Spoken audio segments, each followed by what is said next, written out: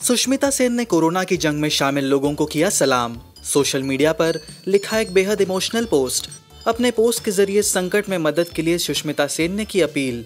साथ ही उन्होंने एक पॉजिटिव संदेश देते हुए लोगों की हिम्मत की दाद दी है और उन्हें प्रोत्साहित किया है।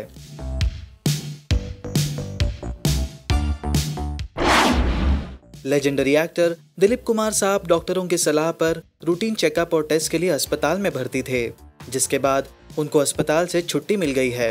न्यूज एजेंसी ANI से बात करते हुए उनकी पत्नी सायरा बानो ने कहा कि मुंबई के हिंदुजा अस्पताल में उनका रूटीन चेकअप किया गया, बाकी उन्हें कोई दिक्कत नहीं है, उनकी स्थिति बेहतर है।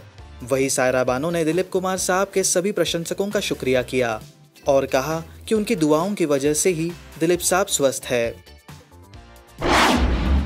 हाल ही में फिल्म राधे और मोस्ट वांटेड भाई में सलमान खान और दिशा पाटनी के एक किसिंग सीन को लेकर सोशल मीडिया पर जबरदस्त चर्चा हुई थी। फैंस को लगा कि भाईजान ने अपनी सालों पुरानी नो किसिंग पॉलिसी इस फिल्म के लिए तोड़ दी। अब सलमान खान ने खुद इस पर चुप्पी तोड़ते हुए स्वीकार किया है कि फिल्म में ये किसिंग सीन है, मगर इसके साथ ही सलमान ने यह भी साफ किया है कि उन्होंने दिशा को किस नहीं किया है। सलमान का एक वीडियो हाल ही में सामने आया है। इस वीडियो में सलमान ने कहा, इस पिक्चर में एक किस जरूर है, दिशा के साथ नहीं है, टेप पर है किस, टेप पर। मतलब सलमान ने किस तो किया है मगर दिशा को नहीं बल्कि टेप को।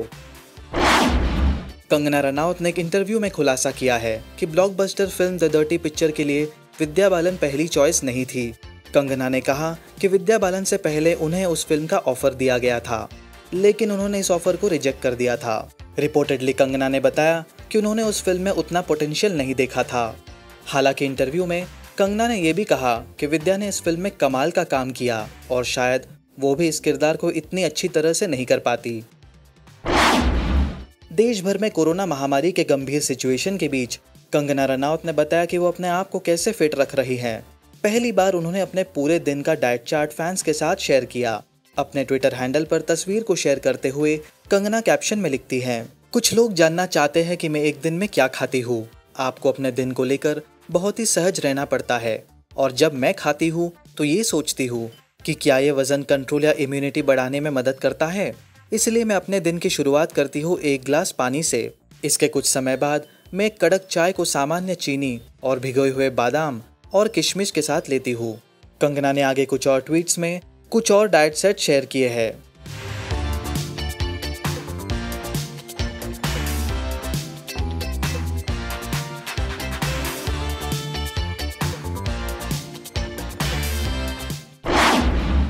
बॉलीवुड सेलेब्स पर निशाना साधने वाली कंगना रनौत पर इस बार फिल्म जवानी जानेमन की एक्ट्रेस अलाया F ने निशाना साधा है। जूम टीवी के शो में जब अलाया से कंगना से जुड़ा कोई शब्द बताने को कहा गया तो उन्होंने कहा चापलूस। अलाया ने कहा कि यह शब्द उनके लिए नहीं है, लेकिन यह शब्द उनके दिमाग में इसलिए आया क्योंकि कंगना ये बहुत इस्तेमाल करती है और ये शब्द है चापलूस। इस आंसर को देने के बाद अलाया हंसती हैं। कंगना रनौत ने रिसेंटली एक इंटरव्यू के दौरान बताया कि बॉलीवुड गोरे लोगों के लिए ज्यादा झुकाव रखता है। उन्होंने कहा कि वो अपने रंग के बदौलत इंडस्ट्री में कुछ साल बनी रह सकती थी, लेकिन उन्होंने खुद को उससे ज्यादा साबित करने का फैसला लिया। उन्होंने रिपोर्टेडली कहा, मैंने अपनी खुद की जगह बनाने की कोशिश की और ये बड़ा संघर्ष था। मुझे जो परोसा जा रहा था, अगर मैं वही करती रहती तो मुझे नहीं लगता कि यहाँ तक आ पाती। उनके लिए सुंदर होने का मतलब गोरा होना है। मैं बहुत गोरी थी और मैं 3-4 साल यहाँ टिकी रह सकती थी, जो कि कोई भी गोरा इंसान कर सकता है। उन्हें बस यही चाहिए था, लेकिन मुझे ये नहीं रास आ रहा था। मेरा गोरा रंग मेरी सबसे कम पसंदीदा चीजों में से है।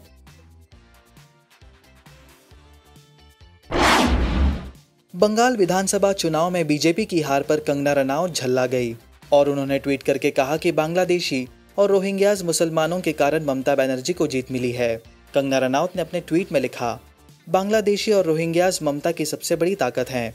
जैसे ट्रेंड नजर आ रहे हैं, उससे लगता है कि अब वह हिंदू बहुमत में नहीं बचे हैं। आंकड़ों के मुताबिक बंगाली मुस्लिम भारत में सबसे ज्यादा गरीब और वंचित हैं। अच्छी बात है, एक और कश्मीर बन रहा है। जैसे ही कंगना ने बंगाल को कहा दूसरा कश्मीर, तो भड़के गोरखपुर के बीजेपी सांसद राधा मोहन दास अग्रवाल। उन्होंने कमेंट करके कंगना को मूर्ख औरत कहा। रिश्तेदार के निधन पर दिवंगत इरफान खान की पत्नी सुतापा सिकदर ने लिखा, छोटा राजन होता तो बेड जरूर मिलता। सुतापा सिकदर ने सोशल मीडिया पर एक पोस्ट के जरिए बताया कि कोविड-19 से संक्रमित उनके एक रिश्तेदार की दिल्ली के अस्पताल में बिस्तर नहीं मिलने से वो गुजर गए। वेल, ये पोस्ट काफी वायरल हो गया।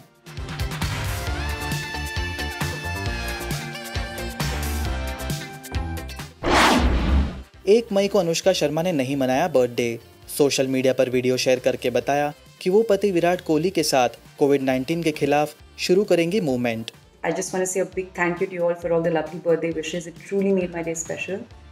But in the midst of all this pain and suffering, it just did not feel right for me to celebrate my birthday.